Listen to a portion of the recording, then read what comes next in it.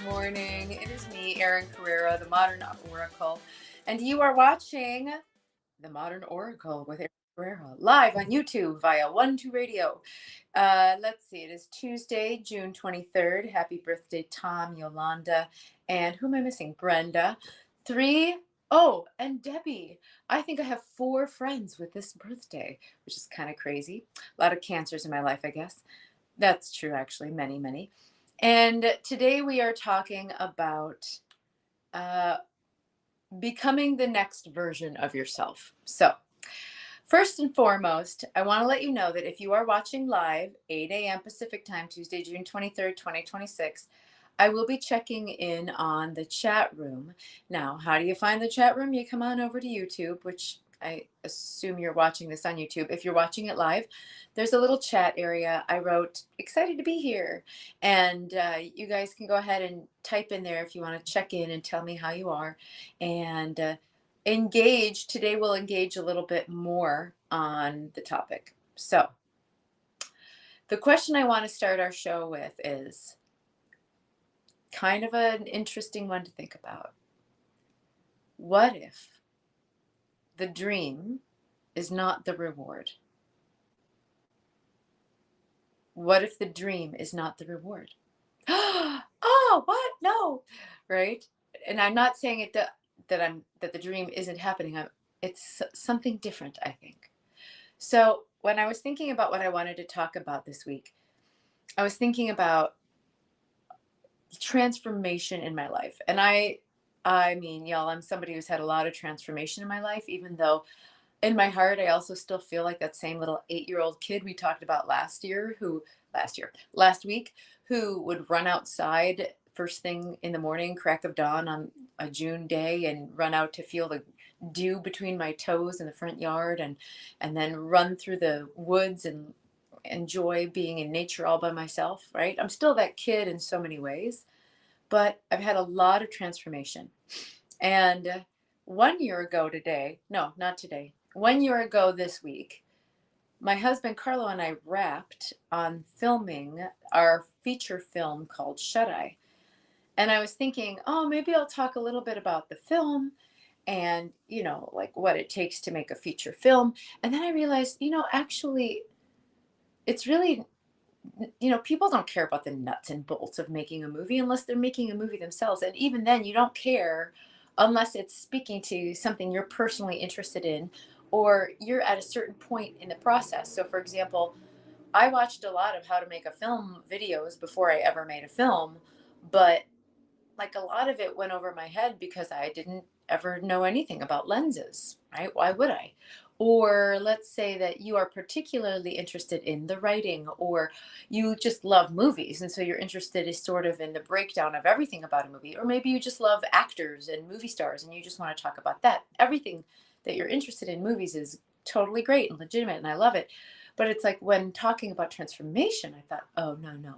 What we need to talk about is how I grew from somebody who dreamed of being in the world of entertainment into somebody who actually drove across the country, by the way, with no money, no jobs, and knowing only one person in LA, into somebody who started writing, into somebody who eventually made a feature film, wrote, produced, and also acted in, and also now is in charge of post-production and all of these, like, we're finishing our VFX, all these things that I never knew. So I won't be talking about lenses today. I won't be talking about the ins and outs of VFX and film production. I'm going to be talking about you and who you are becoming, and why the dream may not be the reward. I think the becoming is the reward, right? Because to me, the miracle is, how does this little 8-year-old from Sauk Rapids, Minnesota, which now we live with the internet. So especially if you're under a certain age, you're a little bit used to creators. You're a little bit used to the internet making things possible for anybody, anywhere. But when I grew up in the 80s and 90s in Sauk Rapids, Minnesota, it was like, nobody was going anywhere, which is fine. But, maybe you might move to the Twin Cities, and that was a big deal that way. And the miracle of this shy, painfully shy little child growing into the woman who can make a feature film starring a bona fide movie star. And yes, I'm proud of everything I've accomplished, but it's almost more, how do I share this story of expanding and growing and doing things that were uncomfortable, not wrong, not morally incorrect, not against my morals or my ethics, just uncomfortable because they were growth, so that you can do that with your dreams. And you've already done it, right? You've already transformed in your life. We're all transforming all the time. We just call it aging. But we're all transforming, and you've already been the person who's graduated from school, if you have, or who's already had children, if you've had, if you have children, the person who didn't have children to the person who has children, those are two different people. So we're always doing it. The question is, how can we focus and do it on purpose? Yes, to achieve our dreams, but really so we can become the person who receives those dreams, become the person who holds those dreams. Okay, I want to check in on the chat room, just see who's here. Good morning, Vera. I'm so glad to see you. And good morning, Mark. So good to see you too. Thank you all for coming. Very excited to be here.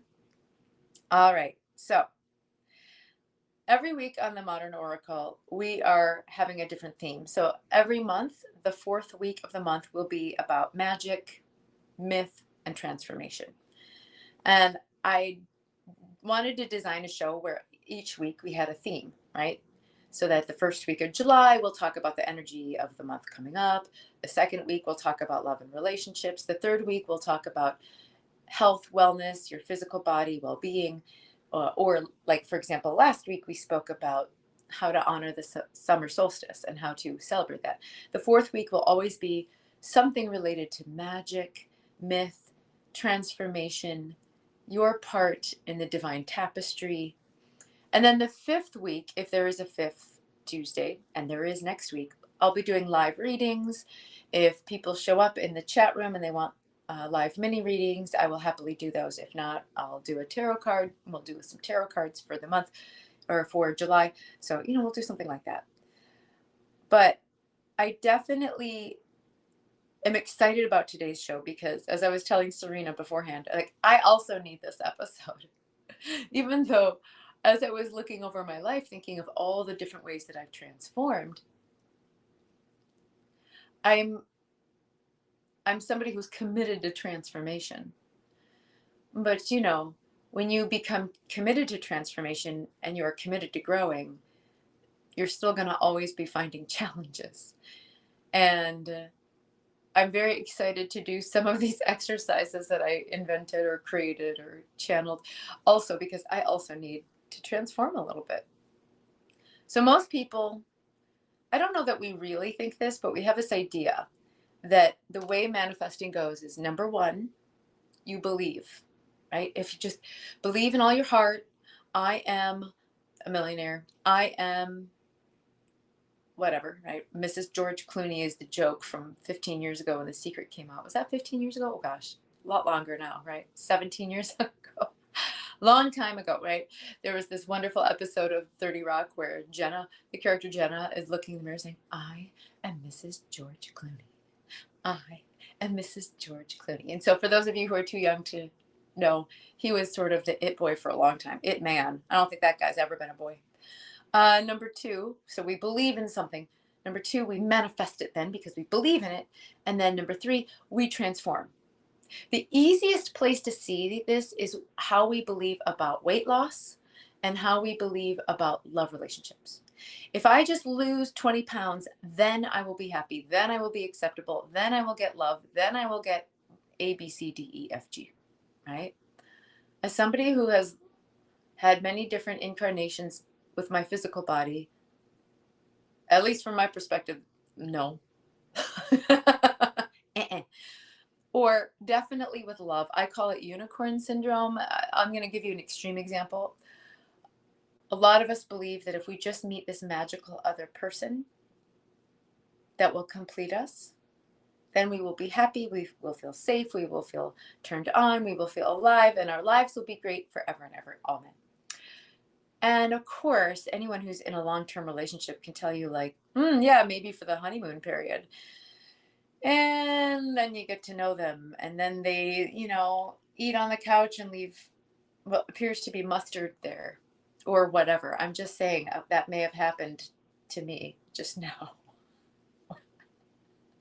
Am I calling him out on live radio? I am, right? But life itself suggests something closer to, okay, we have a desire. We really want to do something. We really want to get into a relationship. We really want to get a new job. We really want to buy a new home. So we take an action. We call a realtor. We join a gym. We join a dating app. And most of the time, that first action does not lead to immediate success, right? Oh, I didn't really like that realtor. They undervalued my home by a lot. Or that realtor was a shark, which isn't necessarily a bad thing, depending on, you want the sharks on your side.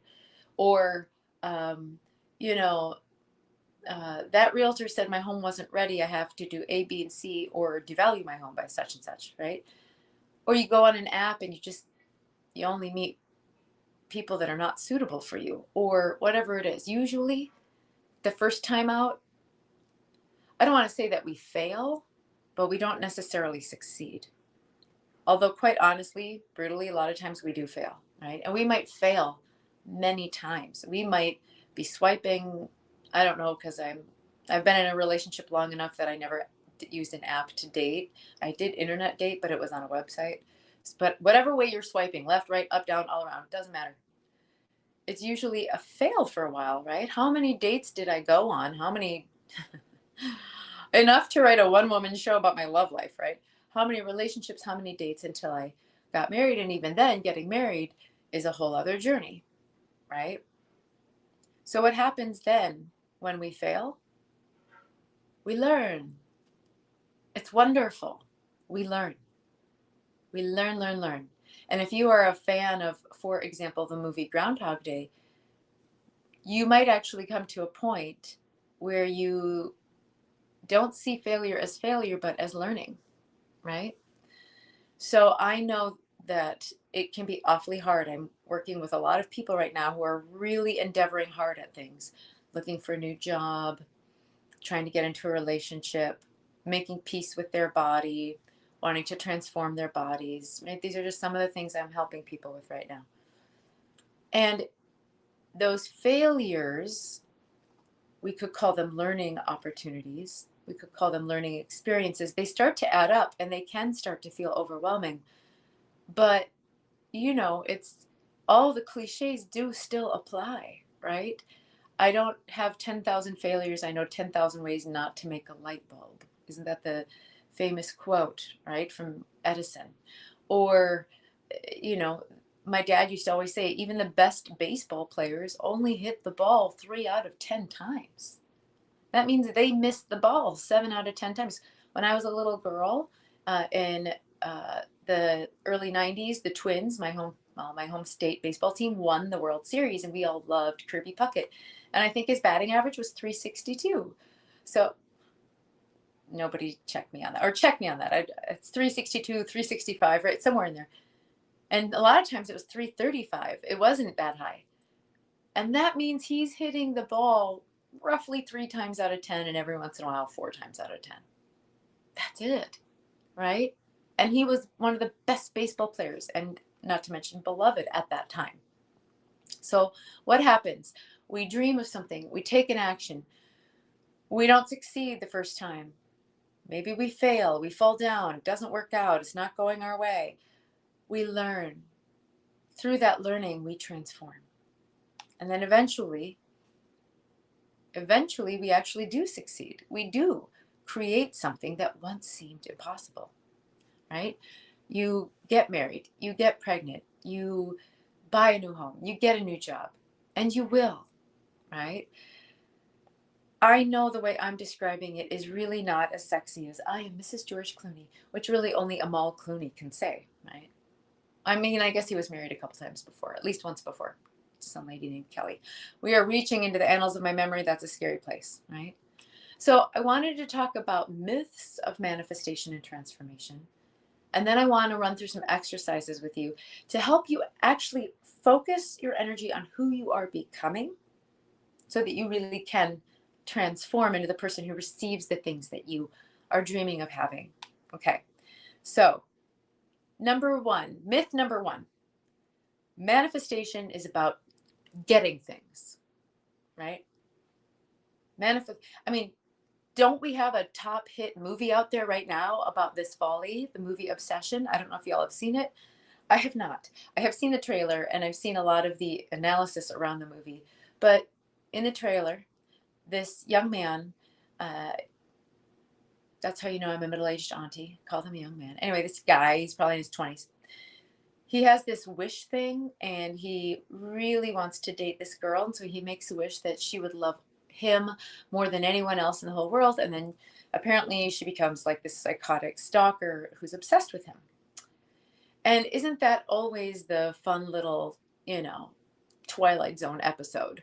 It's like you do there's an episode, or the same thing with practical magic, right? Someone does a spell to make the man be obsessed with her, and then he's so obsessed that it's overwhelming, it's over the top.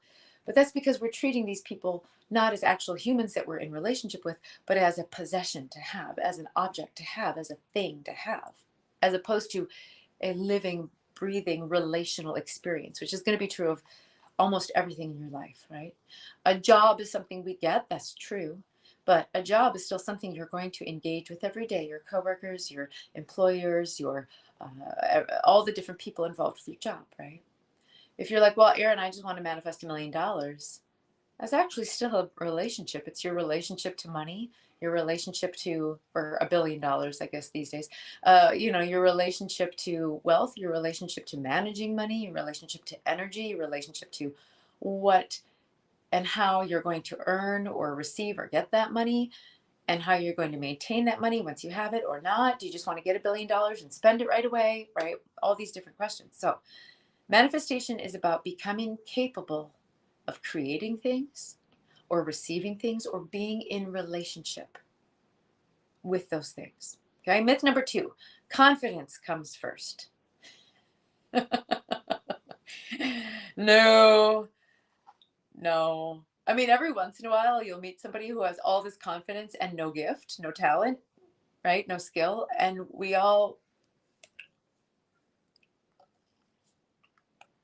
oh, I'm just thinking about like singing competition shows, right? I don't like when people are mean on reality TV, which is probably why I don't like a lot of reality TV, because I don't like meanness. But I remember an episode of American Idol where somebody came on. This is very old school because I haven't watched it hardly ever since the early days. We're talking Kelly Clarkson days.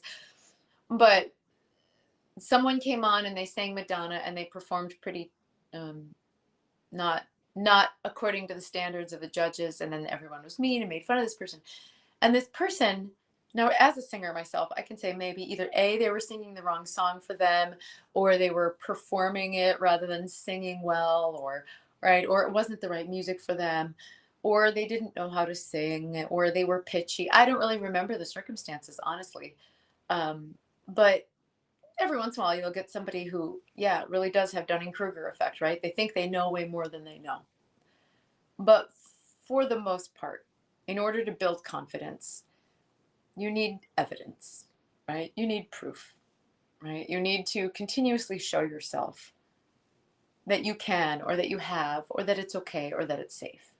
Singing is an easy example for me to use as a metaphor because I've been singing for decades now. And when I first started, I would get so nervous. Oh, I would get so nervous. And sometimes when you're really nervous, you're not in your body. You therefore aren't having the best breath control. Maybe you might crack on a note. You might go up on a note. Something might happen. And after years and years and years of being on stage, now I have techniques where even if I'm nervous, because it's a very high stakes thing for me for some reason, or it's a new song for me, or I'm nervous about that double high C because I'm feeling a little, whatever it is, I have all kind of techniques to just be right here in my body, to figure it out, right? That's decades. That's years of evidence. Years of evidence. People call me on One to Listen. I've been there since 2011, right? Next month, 15 years. 15-year anniversary next month. That's years of evidence. So somebody calls me, I'm just excited to talk to whoever it is on the line, right? Because that's years of evidence building confidence. Now you don't need years, okay? But I will say when it came to making the feature film, honestly, most of this film happened before I felt ready as a producer. And I just told people the truth. Honestly, I just said, look, this is my first feature film. I've produced several short films and a couple web series and a couple music videos and a couple plays. So, right, I had done some other things.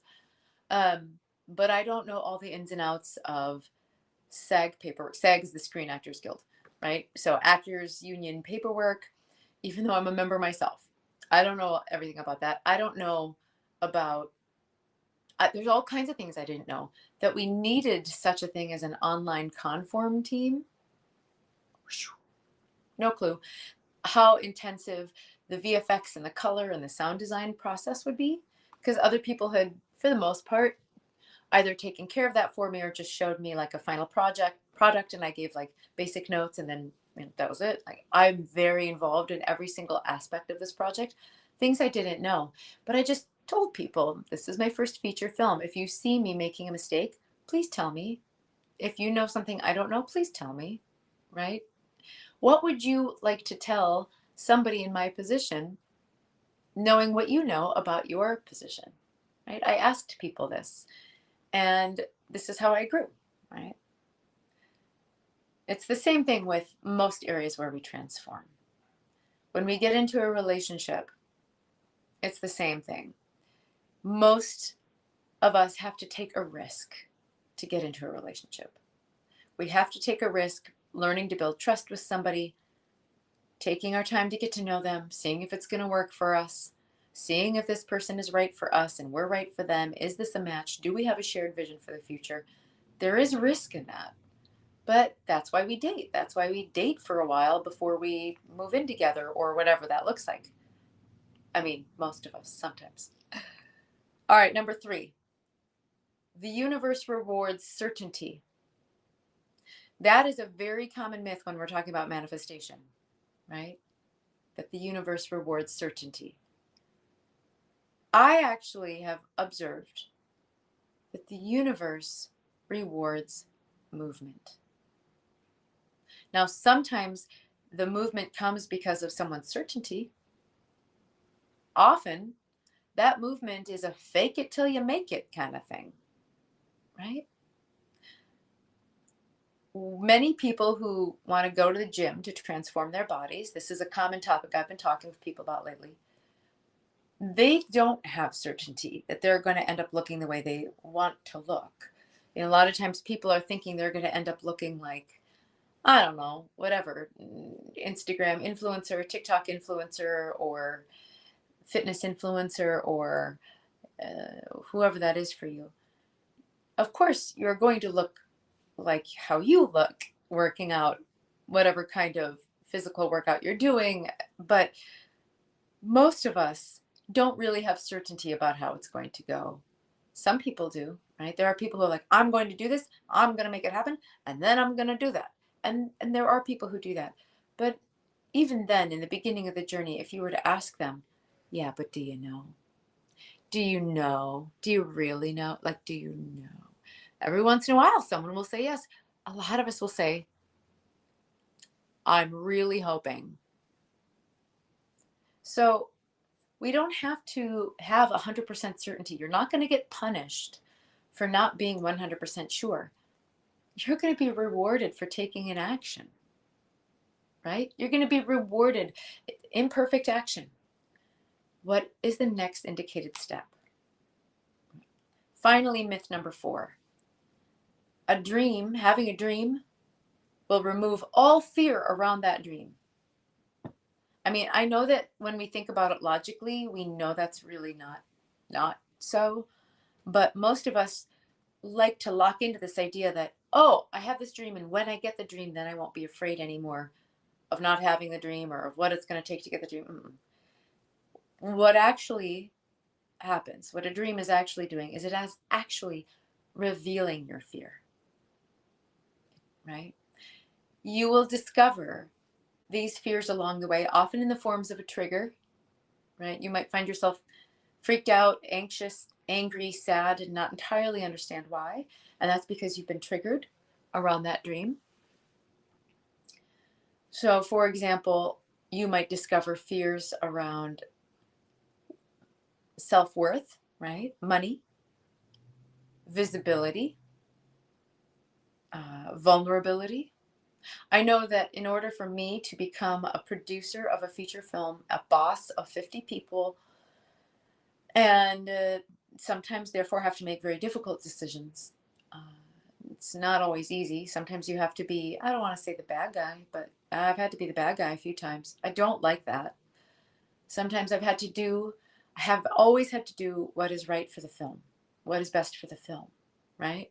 Which means sometimes you have to have difficult conversations. Sometimes, right? This is my fear. It revealed one of my fears, which is conflict. I may have a moon in Aries, but I do not like conflict. So it was very hard for me to have to, make changes in personnel. Let's see how I did that. Fire people, right? Or not hire some people, or not cast certain people. We had so many amazing actors audition for this, and there were actors we just loved, but for a variety of reasons, I mean, every actor that we cast, I love. They're all amazing. They're all amazing. But there are so many actors that we auditioned that are also amazing, and we just couldn't cast everybody. I will remember those actors for future projects. If I make future projects, and I am certain I will, then I want to try to bring them in and put them in everything I do because they're so amazing. Same thing with composers. We could only hire one composer, and we have the most amazing composer, and I adore her work and I adore her. And there were a couple others that were like, oh, this person is so great. We've got to find another way to work with them, right? So a dream is going to expose fears. A dream is going to expose growth areas, right? I mean, what does an Aaron need? This Aaron needed to learn better boundaries. This Aaron needed to learn there are limits to workaholism, right? Because the month before we went into production, I was doing the work of 50 people, and I was staying up till 1, 2, 3 in the morning doing paperwork, coordinating, doing travel coordination, all kinds of crazy things. But while we were on set filming, I would get up early, I would go work out, then I would go do whatever producer duties I had to do in the morning. Then I would go do my actor/producer duties throughout the day. At lunch, I would stop, go do producer things, call the agent, call the lawyer, call the press agent, make sure that there were enough chairs, get more food, get petty cash for people, right? Then I would go back on set as an actor if I was in a scene at that day, and I would have to go do actors. And then afterwards, I would go do paperwork, I would go do payroll, I would go do whatever I needed to do.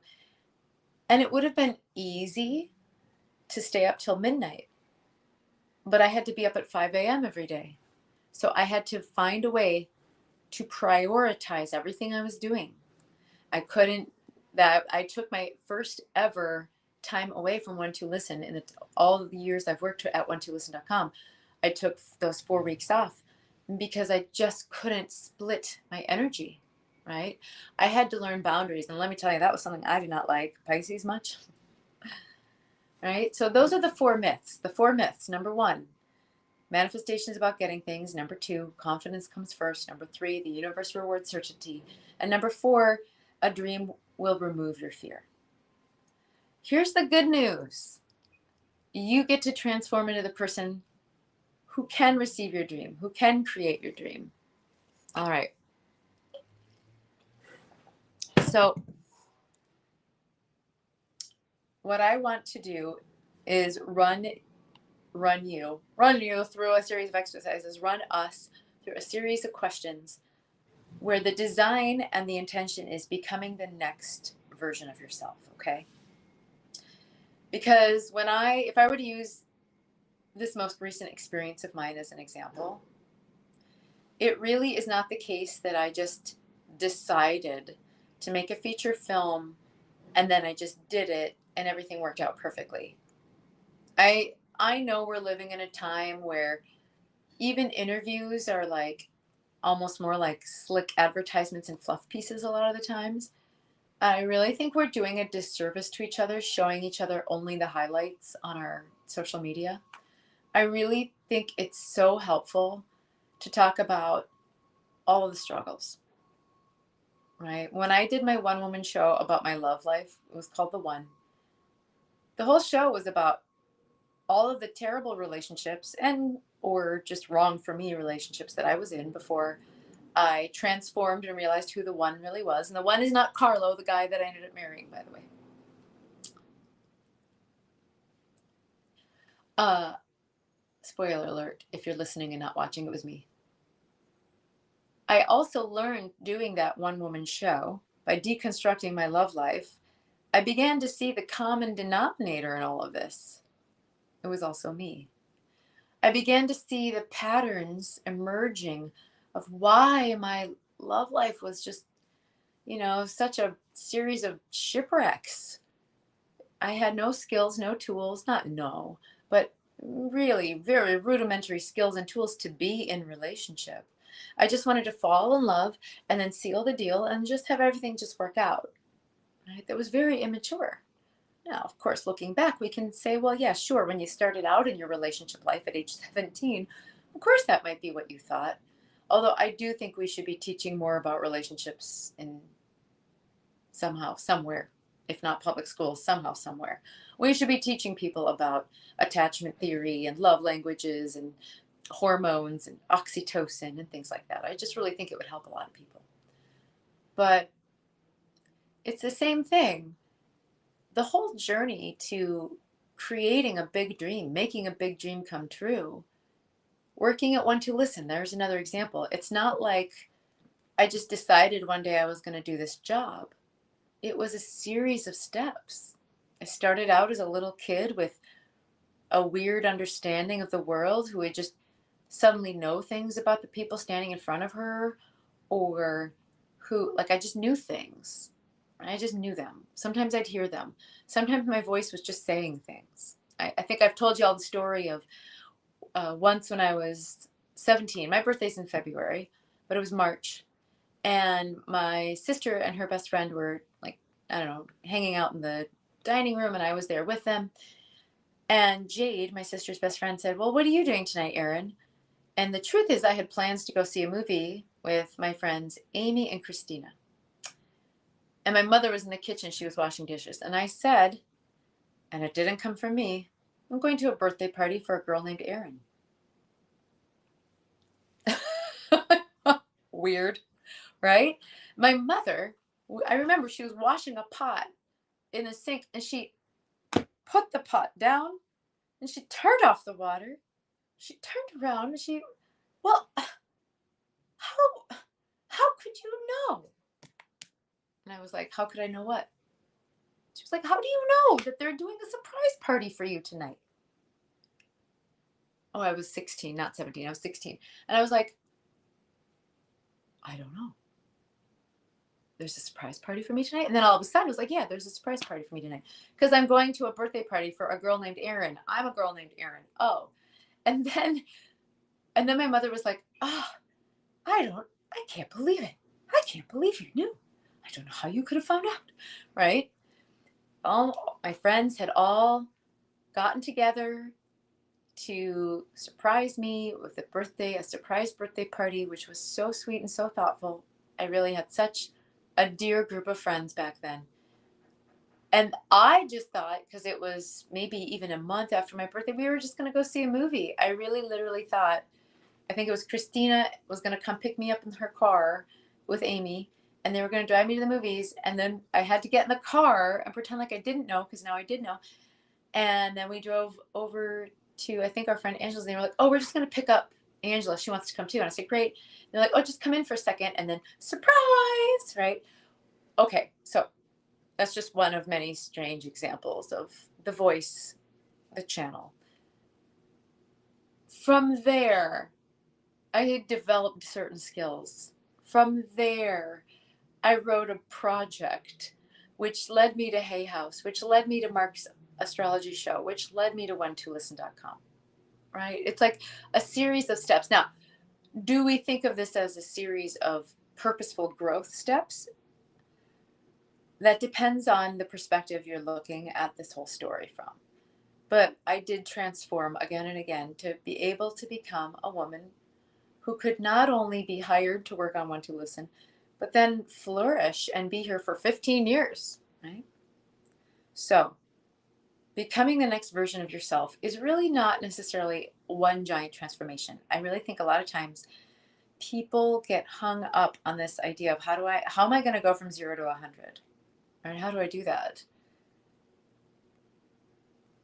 Number one, I want you to, if you can, go get a piece of paper and a pen, and we're gonna talk through this. Okay, number one, I want to talk about big dreams and big transformations. Number one, what is the dream that keeps calling you?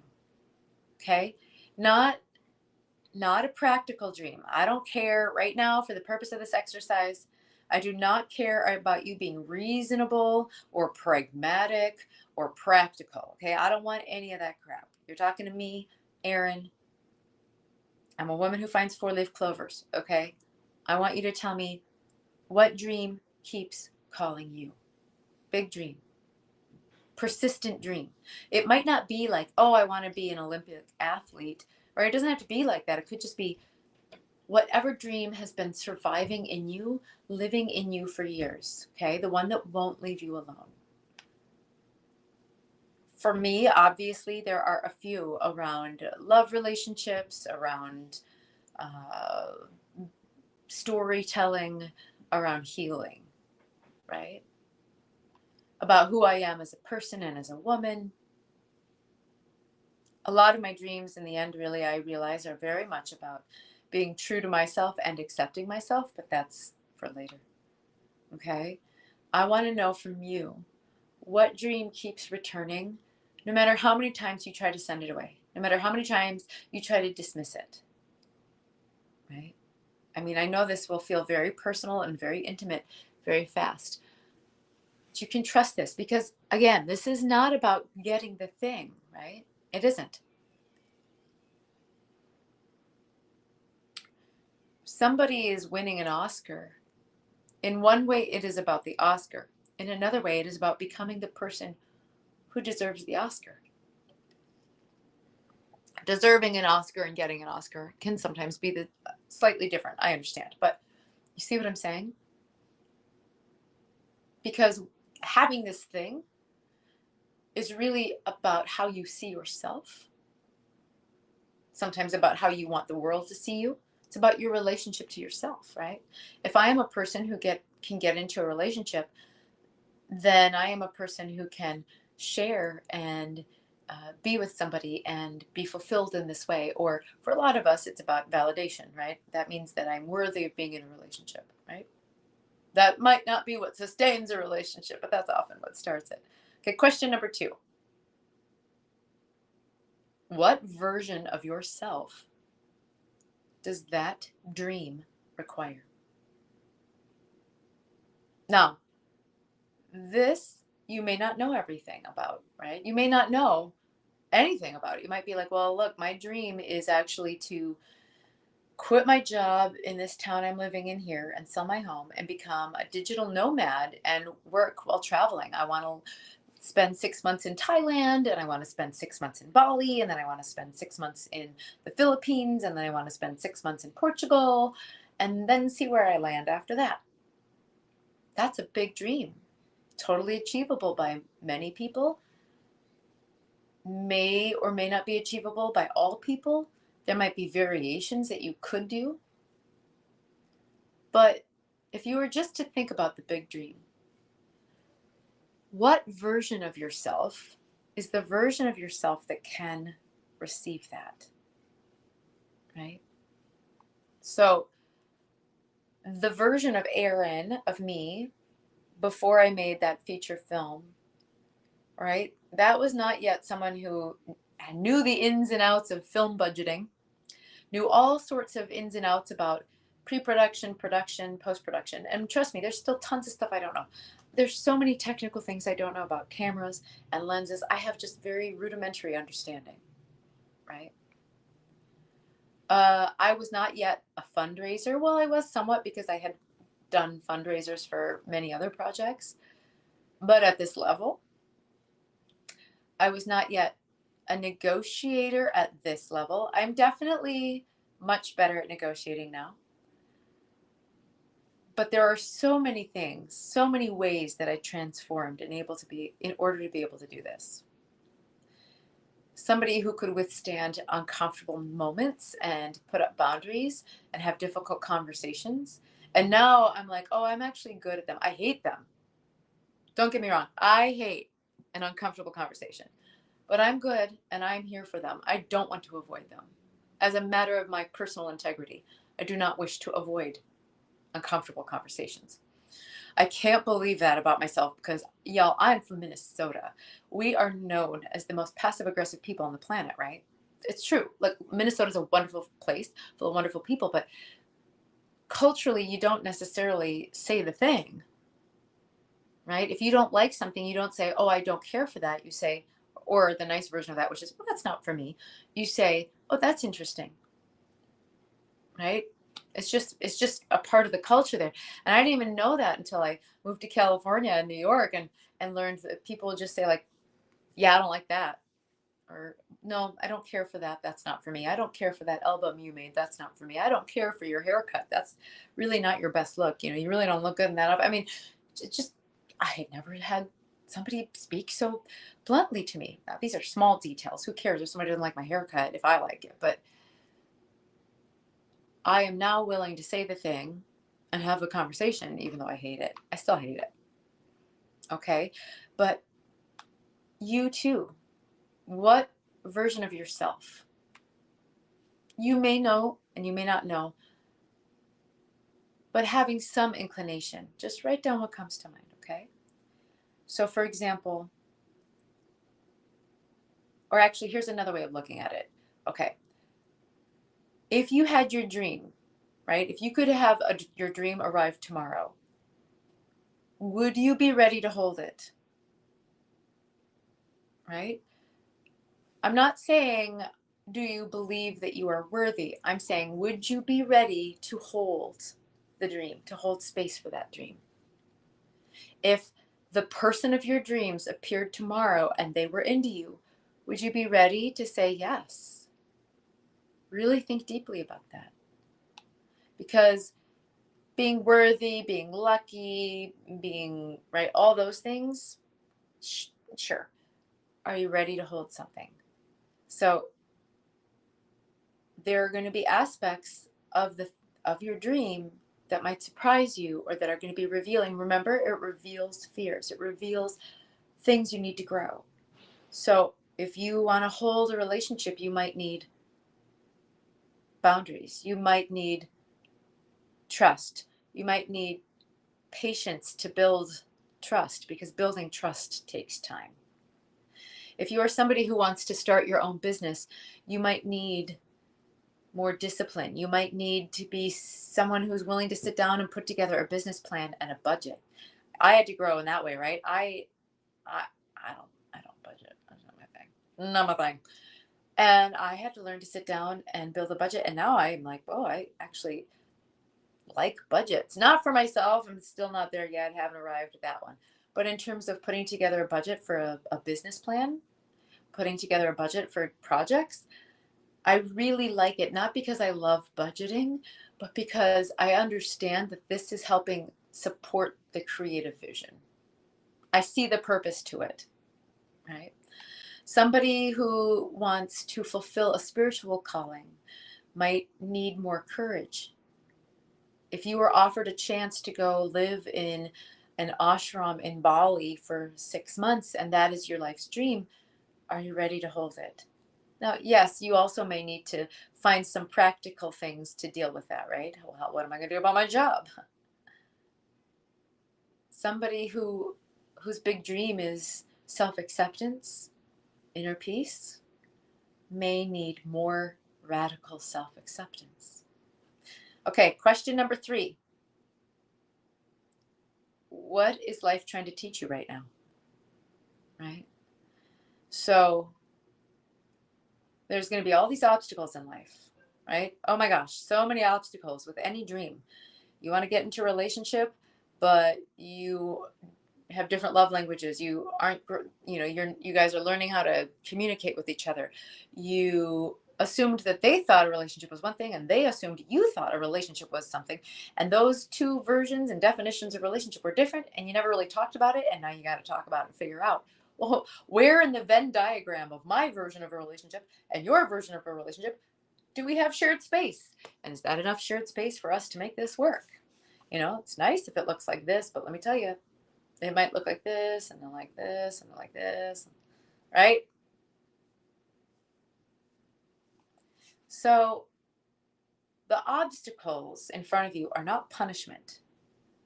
I need to hear that, right? Because I have a lot of obstacles in my life right now. These obstacles are not punishment. These are just training. It's an obstacle course, right? When I was a little kid, my best childhood friend Sarah and I, in the summertime, we used to set up obstacle courses in her backyard. They were so fun. We'd set up these crazy obstacle courses. It was so fun planning them, setting them up, and then we'd run them. And we'd run them like 3 times, and we'd be like, okay, well, we mastered that obstacle course, but they were so fun. So if you have obstacles in your life, these are actually just training opportunities, learning opportunities for you to become bigger than the obstacle, for you to learn how to solve problems related to the obstacle, okay? So the exercise is to write down the dream that you have carried, a dream you've carried for at least 3 years, right? And then I want you to answer, number 1, what qualities would that dream require from me? Number 2, which of these qualities am I already developing? And number 3, which quality could I practice this week, right? Because what I've been getting at this whole show is that, yes, action steps are great, but really, who is being? What version of you is the being version of you? What qualities does this person have to hold the dream, to receive, to achieve, to take whatever that next indicated step is, right? So you're thinking of your dream, you're thinking of the qualities of a person. And if you run into an issue where you're like, Erin, I'm realizing that the qualities of the person who can have this dream are qualities I don't like, come talk to me, because that's probably a myth. That's probably your fear coming up with a story to keep you small, to keep you comfortable, to keep you safe in a, not in a negative way, right? Come find me. We'll talk about it. I do encourage you to think about the qualities of the person who can receive the dream, who can hold the dream, who can have the dream, who can achieve the dream you want. Just pick one quality. Don't pick 20. You're not looking for an overnight personality transformation, or people will think you have some sort of, mental illness, okay? We're talking about, and if you do have a mental illness, boy, I have to be so careful about everything I say. That's great. I mean, you're a human person. I'm not saying it's great. I'm sure it's difficult. I'm saying that if you try to overnight change everything, there's going to be other consequences that probably won't be sustainable. But if you are somebody who could just pick one quality, a little more confidence, a little more practicality, this is somebody who likes budgeting, whatever, I don't know, right? And just practice that quality. I mean, I certainly did not like budgeting in the beginning. I didn't. It's just now I'm kind of like, oh, interesting. How do I make these numbers work? It's like a fun little puzzle. It's the part of my brain that loves crossword puzzles and Sudoku. It's like, ooh, how do I figure that out? It's the same part of me. Okay. Before I let you go, and I'm going to have to let you go in a minute, I wanted to talk briefly about a tarot card as our modern mystery of the week, which is the Fool card. Okay. One of the most understood cards in the entire deck. It is actually the most powerful card. Why? Can you tell me? That's right. Because it contains the potential for every other card in the deck. It is the 0 card of the deck, right? It is if you don't know anything about the tarot, it's the person who's got the little little bundle on the stick, and at their foot is a little dog. And usually they're depicted like walking alongside or even walking off a cliff. They're about to take the next step. And in the photo, or in the photo, the artwork's not a photo. In the picture, often it's sort of a step where we don't really know, are they stepping off the cliff or are they stepping onto the path, right? But this is actually an incredibly powerful card because it is the symbol of all things possible. So what I'm going to leave you with today as we close out the end of this episode is for you to know that all things are possible, right? All things are possible. I was going to read one little quote, okay? Traveler, this is from a poem by Antonio Machado. Traveler, your footprints are the only road, nothing else. Traveler, there is no road. You make your own path as you walk. All right, if you want to come find me, I'll be on whentolisten.com from 10 a.m. to 11 a.m. today at a discounted rate. And then I'll be back later again this afternoon. And I'll be here all week at whentolisten.com/Erin. That's Erin with an E-R-I-N. Otherwise, I will see you next week here at 8 a.m. Tuesday, June 30th for the Modern Oracle. Thank you so much for tuning in. Bye.